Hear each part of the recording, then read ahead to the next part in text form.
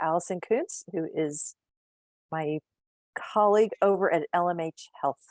So Allison, take it away. All right. Thank you so much, Kathleen. Welcome, everyone. I'm going to let you know about an upcoming program at LMH Health. It's a free program called Drive Away the Winter Doldrums. And that one gives you a little bit of time to kind of get through the holidays, and that will run early February through the beginning of March. And it kind of encourages you to do physical activity, to work on nutrition, to work on stress management, and again, provides a variety of resources and information that you can kind of pick and choose what works best for you. So you can find the information about that on our website at lmh.org. And then I'm delighted to introduce our presenters for this afternoon. So Aubrey Crow with our Diabetes Education Center. She's a registered dietitian, and Jim Flores, who is also with our Diabetes Education Center. So they're going to give you some really great information. And I'm at this point just going to turn it over to them. So thank you both so much. All right. Thank you for having us tonight. Thank you. Appreciate it. So I think Aubrey's going to share screen. So I guess the first slide, that's just me. I'm a registered nurse by trade. I received my certification for diabetes education back in 2017. And I'm fortunate enough to have gotten this position after Pat Homan, the previous diabetes education coordinator, retired. So I'm thankful to be here. Aubrey also is taking over for Nancy Donahue, who was the previous dietitian, diabetes educator, and I am super fortunate to have her working with me too. We are co-coordinators of the program, so all of the curriculum and all the things that we present, the things that we do are gathered, at least compiled by us, and developed in some sense as well. So we are super appreciative to have the opportunity to be here. We're mainly going to talk, I think we are coming not just from diabetes portion, but really more of pre-diabetes is kind of our slant today, at least mine. So little quick statistics here we see from 2015 all the way to 2020, which was the latest statistics released by the CDC. We see all the way from 2015, 30.3 million people have diabetes there, and then all the way up to 2020, it continues to grow, 37.3 million people here in the United States with diabetes. And then also we look at pre-diabetes as well. So even into 2015, estimated 84.1 million Americans have pre-diabetes, and now of course up to 2020 estimated 96 million Americans. So it continues to go, continues to escalate, to grow. So it's really quite problem that we have, what's happening here in United States. Of course, around the world, there's very similar figures. So it's kind of mind-blowing, is kind of why I put that little guy out there. So, and then the prevalence of prediabetes. So we talk about that. So the nearly 90% of people with prediabetes don't know they have it. So that's 1 in 4 adults in the United States. And the symptoms, you really don't have symptoms per se, because it's not something that you would notice occurring. So, and it can really go untreated a lot, especially if people aren't regularly seeing their physicians, getting blood work, things like that. So they may go for years without knowing that they're having any kind of issue or problem. And then, of course, 50% of the people with prediabetes will go on to develop type 2 diabetes and cardiovascular disease. Of course, these two things are not completely together. They are related, however, because of some of the long-term complications of diabetes or uncontrolled diabetes, blood sugars, things like that. So it's a really, I think, continuing thing that doctors, medical community are becoming more and more aware of, looking at prediabetes and really its effects on our bodies even before we reach, this become diabetics, or even if we do become diabetics. There are some studies showing that some of the processes are already occurring before we're even diagnosed with diabetes. So next slide. So who are at risk for prediabetes and type 2 diabetes? So you could have prediabetes or type 2 diabetes and not know it. So especially these sort of things we look at, 45 years of age and older, physically active less than 3 times a week. I mean, how many people are that? I mean, I'd have to raise my hand too. I'm probably not physically active, but it's that much. Family history of type 2 diabetes, high blood pressure, history of gestational diabetes is a big one also, and being overweight. So also it's very minority, affects a lot of minorities, African Americans, Hispanic, Latino Americans, American Indians, Alaska Natives, Pacific Islanders, and some Asian Americans are at higher risk. If you have any of the risk factors and you haven't been diagnosed or been talked to about prediabetes or diabetes, it's at least worth getting checked out to talk to your doctor.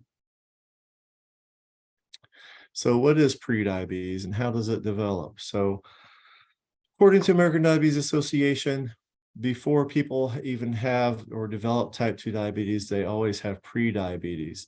So that's blood sugars that are higher than normal, but not yet high enough to be diagnosed as diabetes.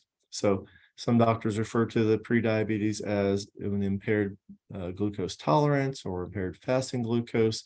Those are just terms for saying a little bit higher sugars, abnormal sugars. And of course, then that puts you at higher risk for developing type 2 diabetes. So it has to do a lot with our metabolism. So what does that mean? So that means like the foods that we consume, how our body gets and burns or uses energy. So most of the foods that we eat, and Aubrey will talk a lot about that, of course, but carbohydrates especially will convert to glucose in our bloodstream, and it causes our sugar to rise, our blood sugar to rise. So that's one portion of it. And then, of course, when our blood sugar goes up, we have to figure that our a bloodstream is sort of a fuel tank, if you will. It's something that stores the glucose for us. So it's available, it's energy or fuel. But to get that glucose out of the blood and into our cells to be converted to energy, we have to have insulin. So insulin is a hormone produced by our pancreas. So that's released pancreas from the pancreas, works on that cell to open up and accept that glucose to come into the cells. And then our cells convert it to energy for our bodies, and our blood sugar will go back down, right? So that's sort of that in a little sort of small nutshell anyway about kind of how that works. So people with pre-diabetes, I'll also use the term insulin resistance, sort of is the same thing. So insulin resistance / pre-diabetes. So people with insulin resistance, that just means that our cells aren't responding as well to that insulin signaling. So some sort of inflammatory process occurring over time. So, and that means that our cells aren't respond if they're not listening to that insulin signaling, they're not getting that glucose out of the blood and into the cells appropriately. So then, of course, our sugars rise a little bit.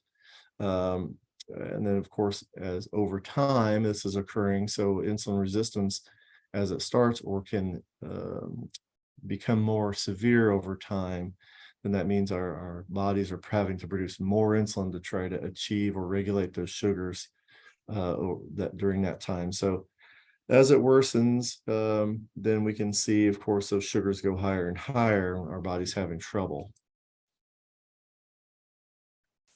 So some of the difference in what the numbers look like. So let's say if you either went to the doctor and had lab tests done, especially like a chem panel, usually would include a glucose number.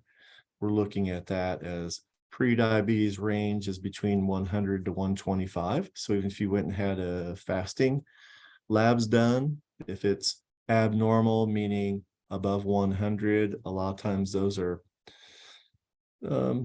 doctors will look at those and make determinations as to how they think or maybe the severity of where you are. So let's say 105, 110 perhaps at a fasting level.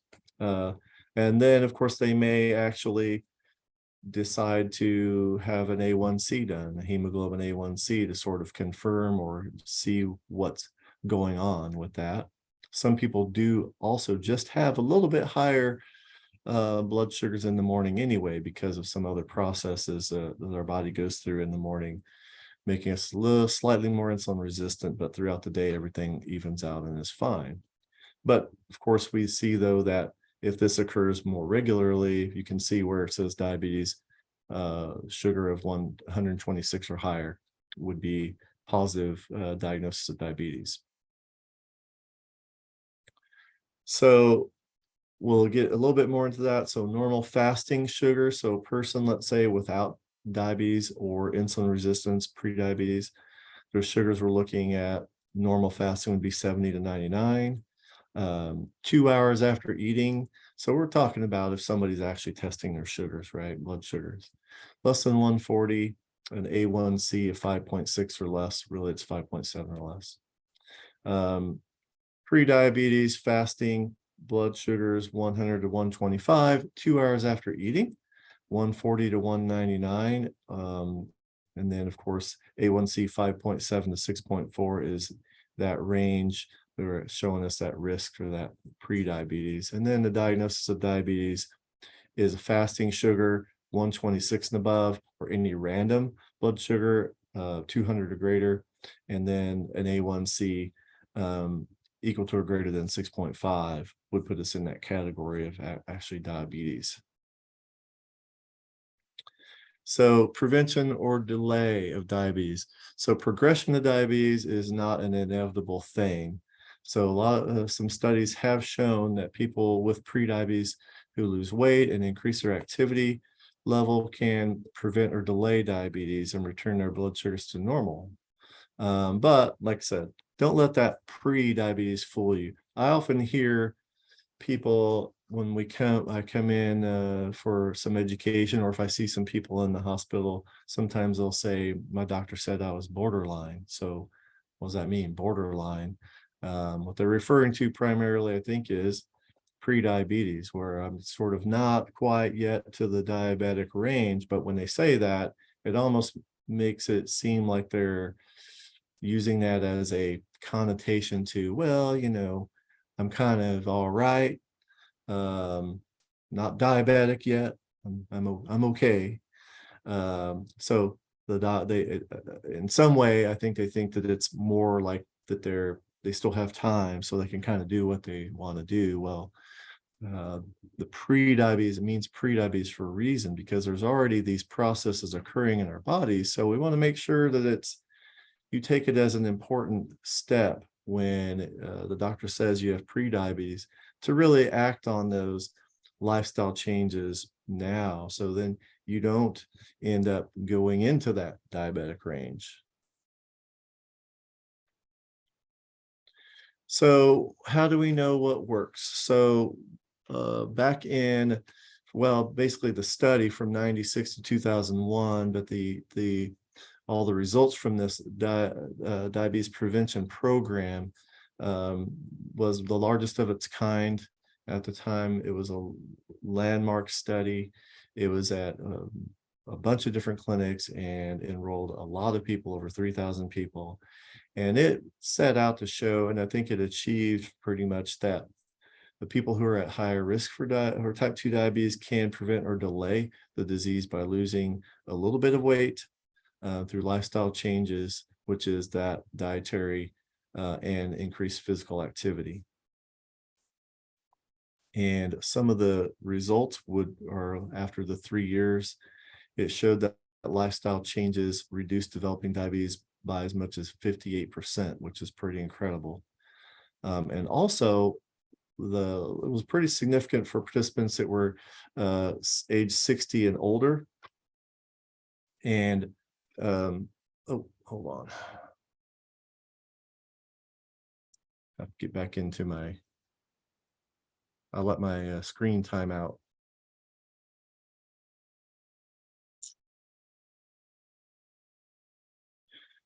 So you saw that it's 71% more so for those ages 60 and older.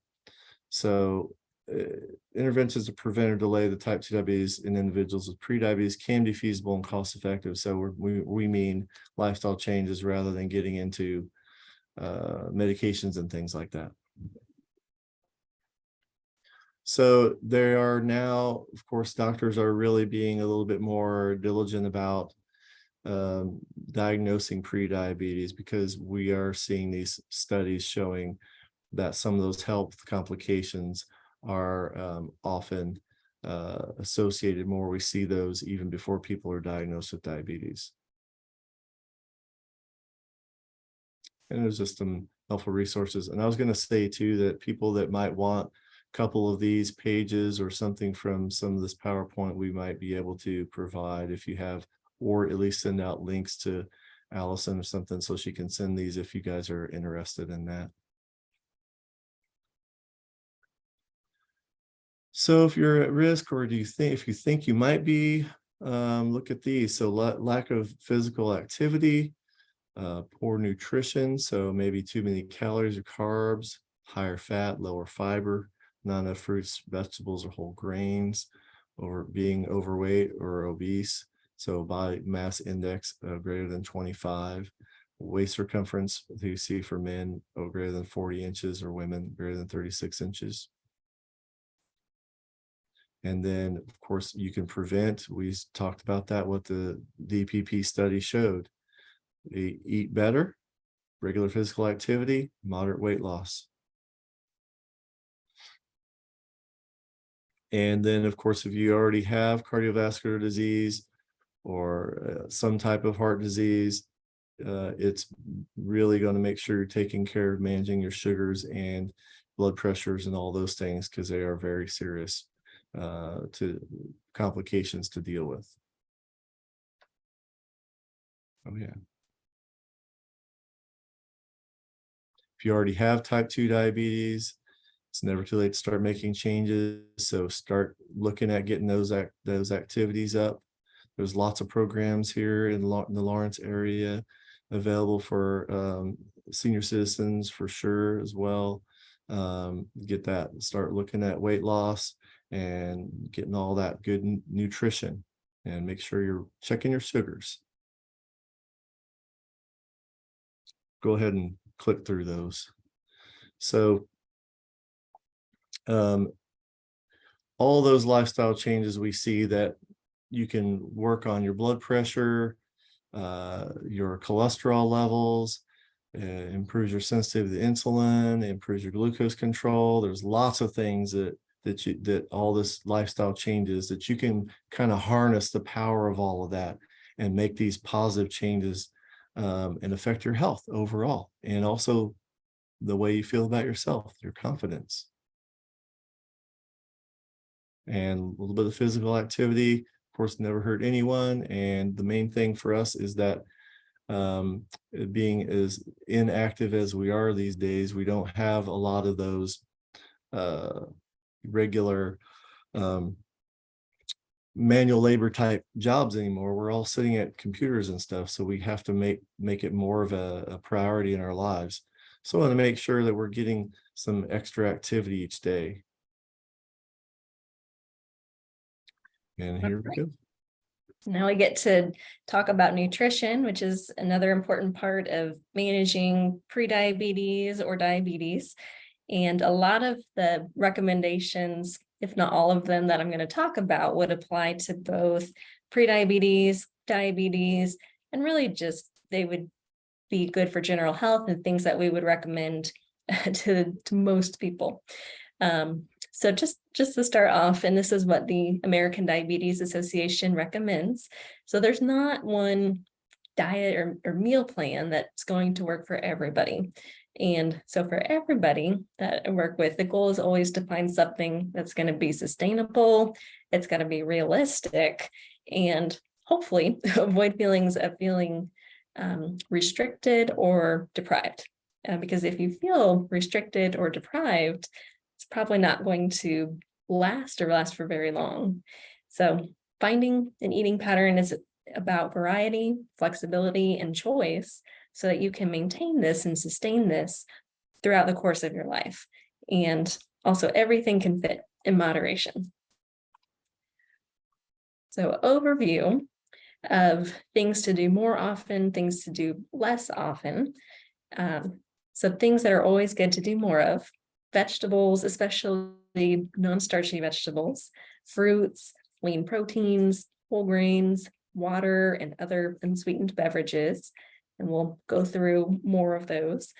Things to do less often, so not avoid necessarily, but more moderation, would be processed foods, trans fats, sugary drinks, and alcohol. So overview of food is made up of three main things. We have our carbs, proteins, and fats. And our body needs all three of these things. So none of these are bad. Sometimes carbs get a bad reputation, and that is because carbs do affect blood sugar, and they affect blood sugar more than the proteins and the fats do. But carbs are not bad. We do need some carbs. They're our body and brain's main source of fuel and energy. So we don't have to avoid carbs. The trick is in balancing them. So we'll show what that looks like. But having some protein. Protein is a good thing to do more of, and it helps to balance out carbs. And so it keeps blood sugars more stable and more steady. And when you have some protein as part of your meal, your blood sugar doesn't go up as high or as fast. So it's going to force the carbs to slow down, and fats will also make those carbs slow down. So when we talk about carbohydrates, what do we mean by that? And I think people kind of think, okay, sugar, yes, that's one carbohydrate, and that includes all the different kinds of sugar, like brown sugar, honey, molasses, maple syrup. There's also carbs in grains, fruit and fruit juice, dairy, like milk.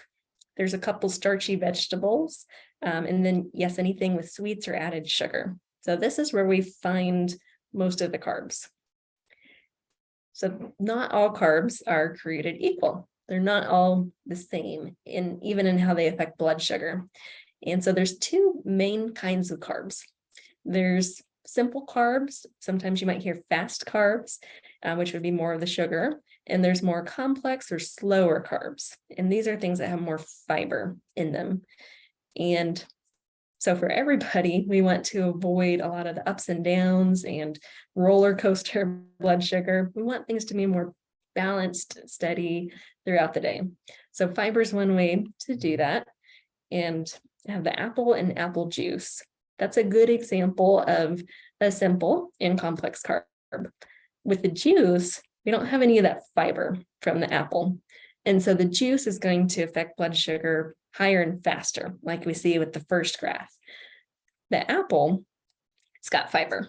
Even if they're the same amount of carbs, the apple is going to be better on the blood sugar because it's more work to eat. It's more work for the body to break it down. You have a little bit more sustained energy than you would with juice. You probably don't feel very full or satisfied. So choosing more complex carbs more often is helpful for everybody, especially when we're looking at blood sugar. And the way to balance carbs is with that fiber and the protein and the fat. So that's how we can balance things. So this is an example of what does this look like? How does this look if I'm trying to put together a meal? And this is one method that I really like. It's the plate method. And there's no numbers or there's no counting. You don't have to count carbs or calories. It's just a very nice guideline. And it's also very flexible. We have options. And we're going to break down each section of this plate. So this is another picture of the plate, this time with some food on there, where we have 1/4 of the plate, some kind of carb, and 1/4 of the plate, some protein, and then vegetables that are very low in carbs or non-starchy vegetables on the whole left side of the plate. So this is a really balanced meal. We include carbs, but the carbs, it can be helpful to think of them as more of a side or complement to a meal rather than the main part of the meal, like pasta. It's definitely helpful to have it as a side rather than having pasta make up most of the plate, especially for blood sugar. So have carbs and portion them, and then we also balance them. So that's one approach. And so starting with the carb foods, this would include grains, and the recommendation for grains or breads, rices, pastas is to make at least half of your grains a whole grain. So it doesn't have to be every single thing that you eat has to be whole grain. More is better, but at least half. Also in that carb category would be starchy vegetables. So these are similar to grains. The most common starchy vegetables are corn, peas, and potatoes. And then everybody says, those are my favorite vegetables. And they're good, they're fine to have, but just recognizing that these vegetables do have more carbs and they will affect blood sugar more than the other vegetables will. So with grains, how we can tell if it's a whole grain, there's 2 things we can look for. We can look at the first ingredient on the food label, and if the first ingredient is whole something. So this example has whole wheat flour. That would be considered whole grain. So the ingredients are listed from largest to smallest. So we just want the main ingredient to be a whole grain product. So you don't have to read the entire list of ingredients. Another thing you could look for is a whole grain stamp. And there's a picture of what that looks like, 100% whole grain, at least half whole grain. So those are 2 tools that you can use to see if something is a whole grain or not. Okay, fruit, true or false? Fruit has too much sugar, and I've heard this before. I've heard it several times. The answer is false. That is fiction. Fruit has a lot of nutrition. It is carb. It does have natural sugar in the fruit. It's also a great source of fiber, especially if you like the skin or the peel on the apple. So if somebody has prediabetes or not even prediabetes or diabetes, I wouldn't even put a limit on fruit. If somebody has diabetes, we do need to watch portion of fruit a little bit more, since it will have some effect on blood sugar, but absolutely continue to include fruit. And a good way to do that is with some protein. So like with banana, maybe we could do some peanut butter and banana. That would be easier on blood sugar. So fruit, what's good options with fruit? Would recommend to focus on whole fruits. Those are going to have more fiber in them. And that can be fresh, it can be frozen, it can be canned. Make sure if it's canned, preferably it's not in a syrup. If there is syrup or added sugar, we can drain and rinse it off. And then moderation on dried fruit, and also go really easy on fruit juice, because that's absorbed faster. So dried fruit and juice have more of an effect on the blood sugar. So with dairy, this can be another carb. The lactose is the natural sugar or carb that's in milk. What's recommended is to switch to lower fat or fat-free dairy products. If you have some lactose intolerance, soy milk, especially if it's got the added calcium, that's a really good comparable milk substitute. And when we talk about milk, we're talking about doing less of sweetened or flavored or chocolate milk. So that would be less often. Okay, so these are the non-starchy vegetables. These are always safe to do more of. They really don't affect blood sugar. They have a lot of good fiber, a lot of nutrition. And it's not just things that are green. There's other colors that we can include in there. So one recommendation is to make at least half of that plate non-starchy vegetables and have a variety. And with the vegetables, they can be fresh, they can be frozen, canned is also okay. You do want to make sure that there's not a lot of added salt with the canned. If it does, again, we can drain and rinse it off. And vegetable doesn't just have to be whole or raw. It can be cut up, it can be mashed. My favorite way to do vegetables is when they're roasted. So that's a picture of some roasted vegetables in the oven where they can get all kind of crispy and blackened. That's one of my favorite ways to do vegetables, or air fried. So protein. We talked about all the foods that have carbs with our protein group. I would recommend trying to include protein, ideally with each meal or snack. Protein helps with blood sugar. It's also one of the best things for appetite. So the protein, these are a list of some proteins, and this is in order of what the American Heart Association would recommend in terms of what plant proteins are best for overall health, especially heart health and cholesterol. So plant proteins, those are always really good. That could be beans, nuts, quinoa, any kind of soy or edamame. Those also will have some fiber in them, and they can be more affordable than meat, especially right now. Fish and seafood, this is a really good meat or animal protein. There's that omega-3, which is good for inflammation and brain health. The fish and seafood benefits are only there if it's not fried. So doesn't include fried fish, but fish and seafood in general are really good options. Low-fat dairy products, that could be cheese, cottage cheese, yogurt, especially Greek yogurt has some good protein. Poultry like chicken or turkey without the skin. Red meat, that is one we recommend more so moderation. That would include beef and pork. I would look for at least 90% lean or leaner.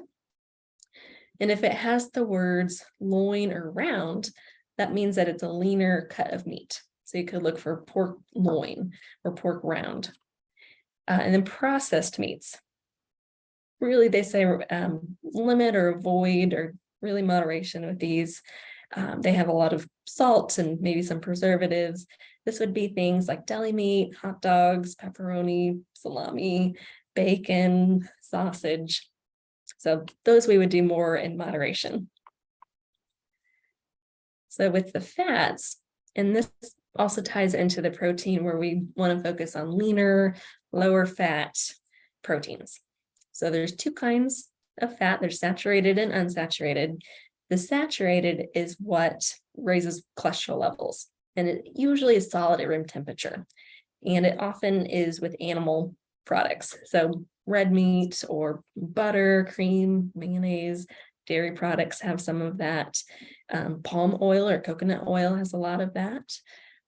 So the fats that we would like to include and have more of would be the unsaturated. And if you look on a food label at all, you might see either mono unsaturated or poly unsaturated. Both of these are good options, and they're going to help lower cholesterol, especially if we use these instead of the saturated fats. Trans fats, this one is one that they recommend to avoid or really limit because it raises our bad cholesterol and lowers our good cholesterol. So it gets us, it's a double whammy.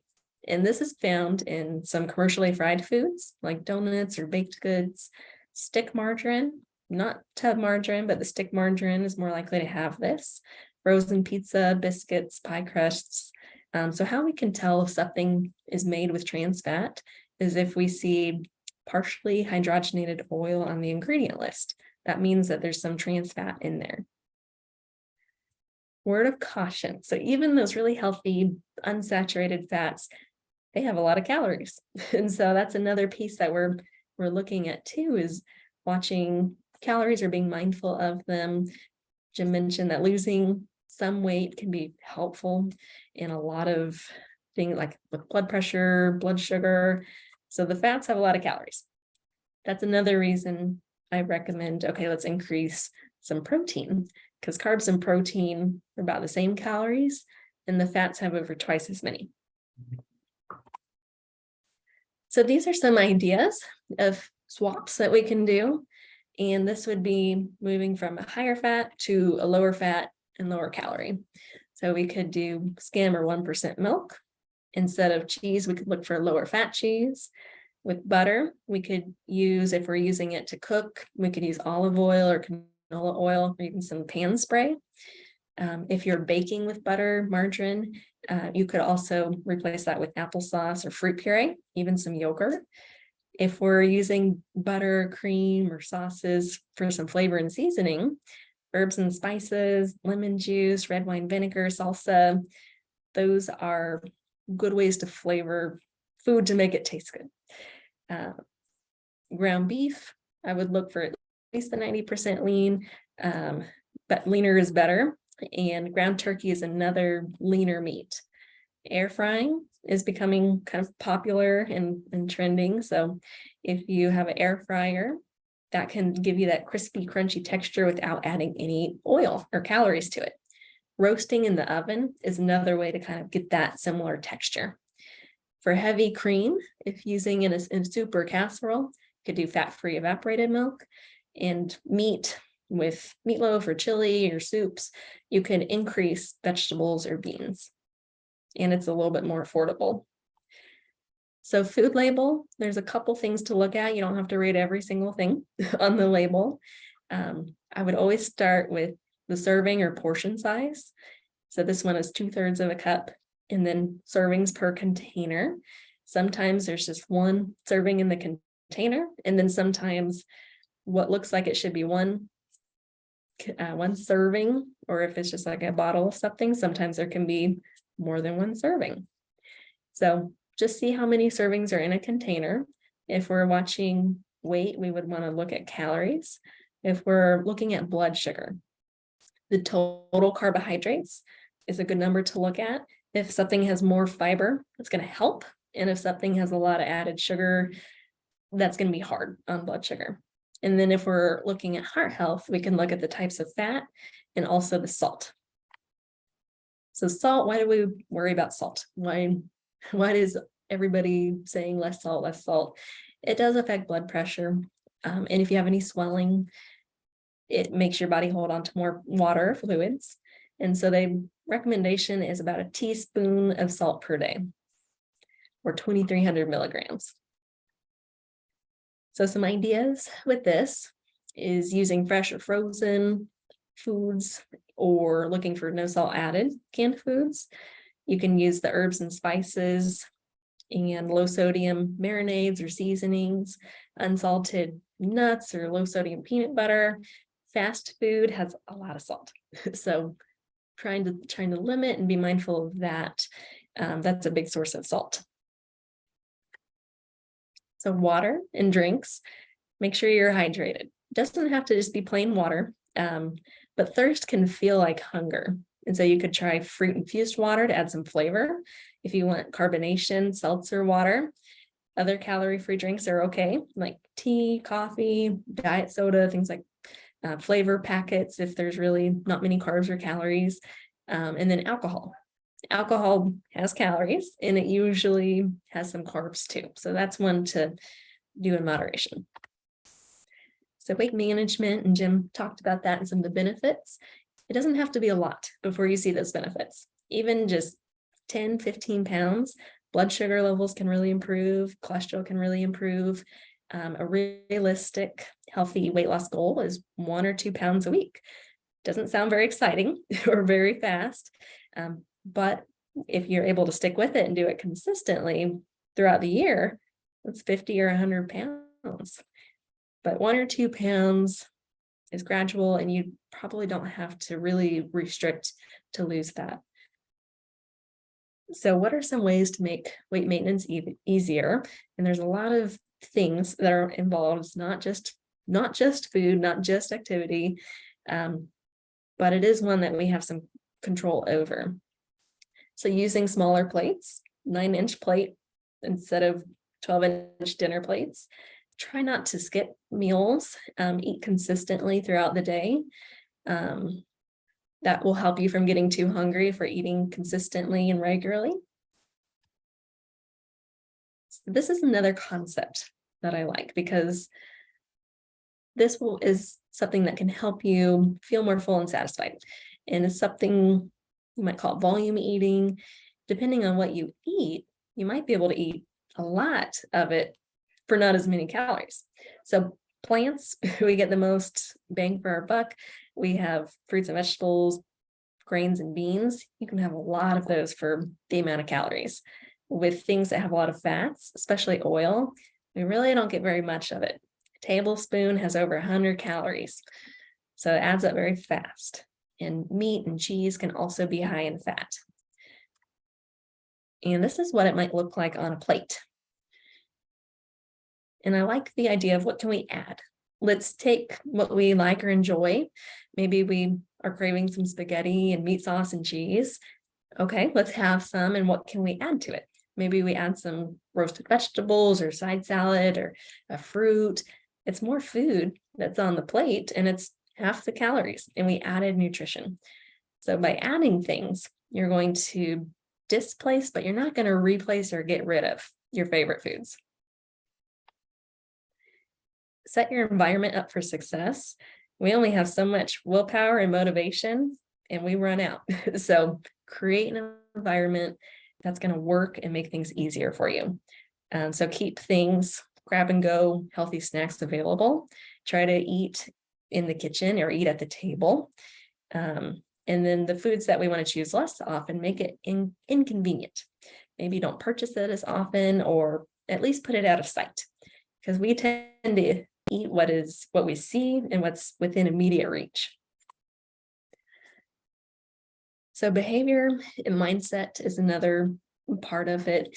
Focus on small changes, because it may not seem like it's doing a lot, but the small changes are what can add up and make a big impact and result.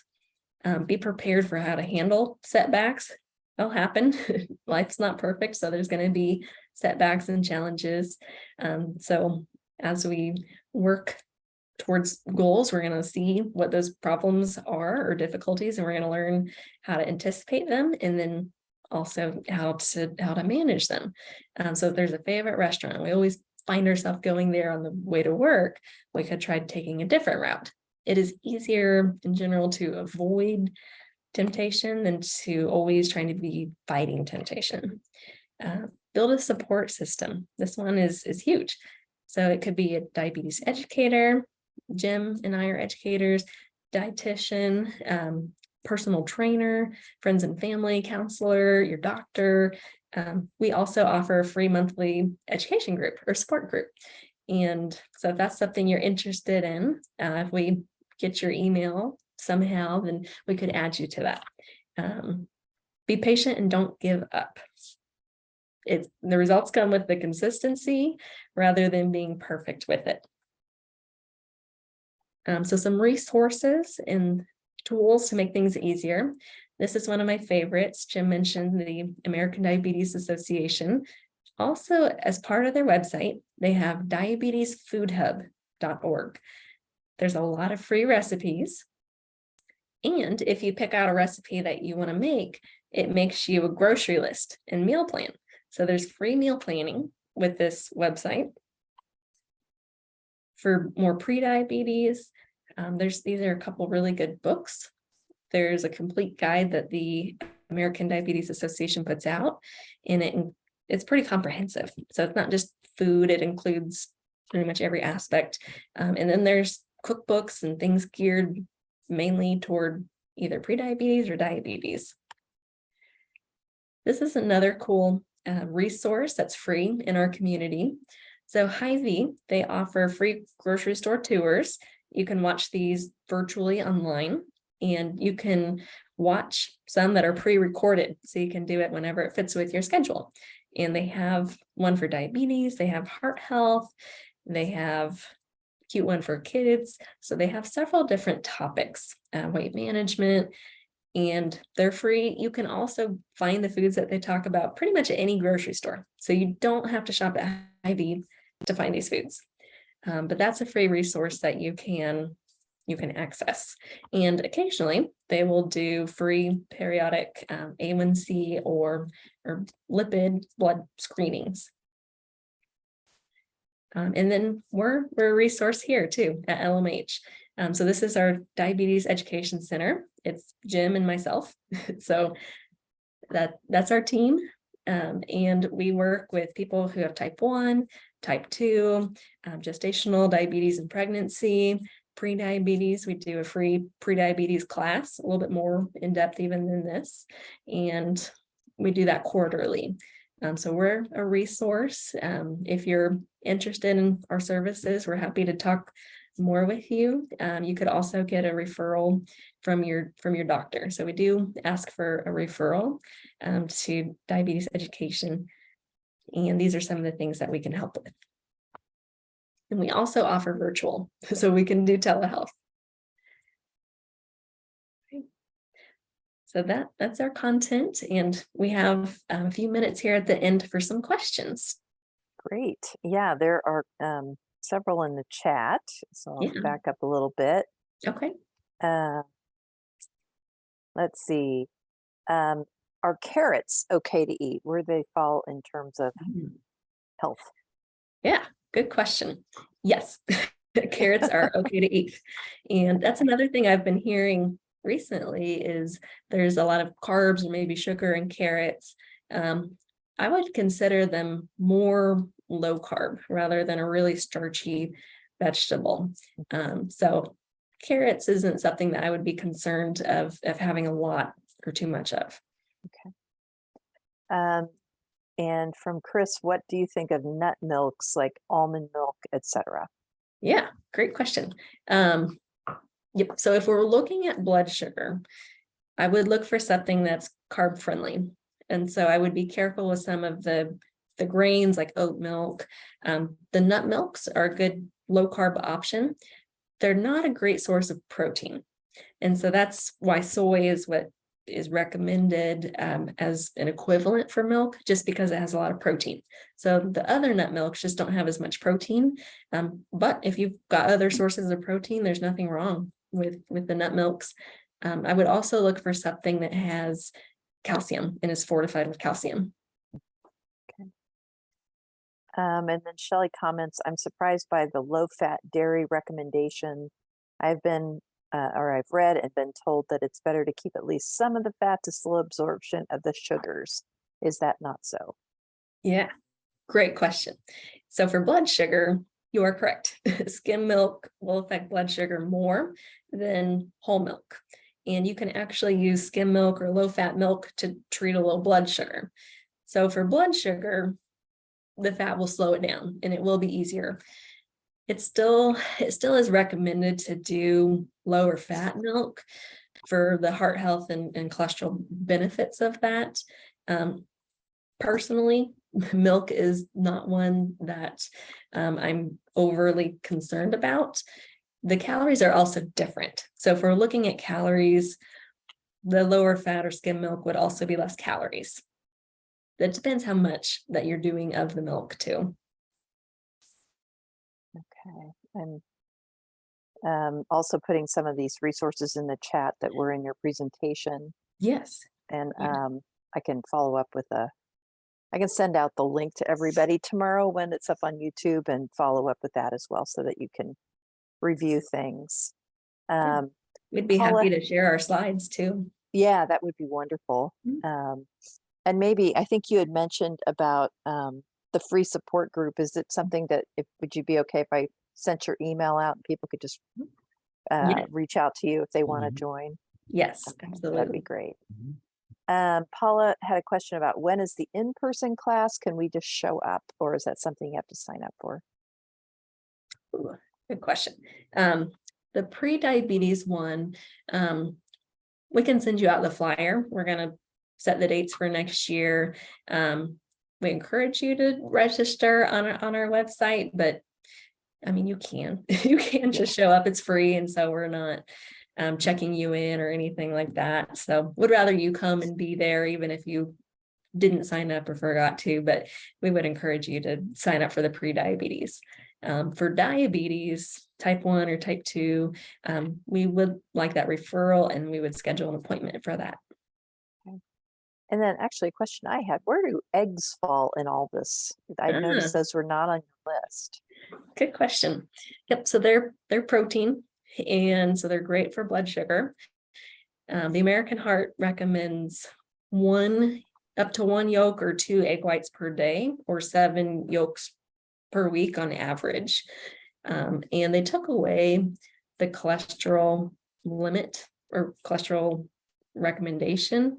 And so what we find is that the cholesterol that's in the egg or in the yolk, that doesn't affect blood sugar, or sorry, blood cholesterol as much as the types of fat do. So I would focus more on the types of fat, the saturated and unsaturated, more than the eggs. Okay. Great. Any other questions from, if anybody have a question, if they want to raise your hand, we can certainly call on you. I guess one thing I was curious about at the beginning, Jim, you talked about how the levels of diabetes and pre-diabetes have gone up. What do you attribute that to? There's, I mean, quite a few things, I'm sure, but the cost of medications is probably one of them. We're not, looking at what they call food deserts things, so people are having less opportunity to get good nutritious food that's available. Of course, there's a fast food restaurant on like virtually every corner of our streets now, and it's much easier to run by there because we're busy. I mean, it's grab something on the way home rather than to go home and actually cook your food. Make it when you know what's in it. And of course, our activity levels are just not there anymore. We don't have those manual labor type jobs. We're all sitting at desks and typing on computers most of the day. So, and like I said, I've raised my hand too. I'm not intentional about my exercise either, or activity. And the recommendation is 3 times a week, or 30 minutes a day, or 150 minutes a week, ADA recommendations. And who has time to do that? I mean, it's hard. So we have to be super intentional, purposeful about our choices with food, medications, activity, all these things, because they all play a part, so it's just about how we put that all together and execute it for ourselves too. And I tell people a lot of times, there's not the doctor or us, the little angel or the devil on our shoulders telling you what you should be doing. I mean, it's really literally up to you. When you leave here, we hopefully can give you the education, the resources, the encouragement to put some of this together to reach your goals. But ultimately, of course, it's up to you. So, and your success depends on how you do it yourself. So, but we're always here. Great. Well, thank you. Yeah, no, I love all of the great resources that are available. So I encourage everybody to take advantage of all the wonderful things that LMH has to offer, because it is pretty amazing. And a lot of them are We free. continue to develop things, or we also reaching out to the community to do more things and just trying to just offer more things, for people to make it available for them. So we appreciate you guys allowing us to be here today and just kind of learn a little bit more about what we do and about prediabetes and nutrition. Great, Yeah, thank thank you. you, No, guys. it was really informative. We really appreciate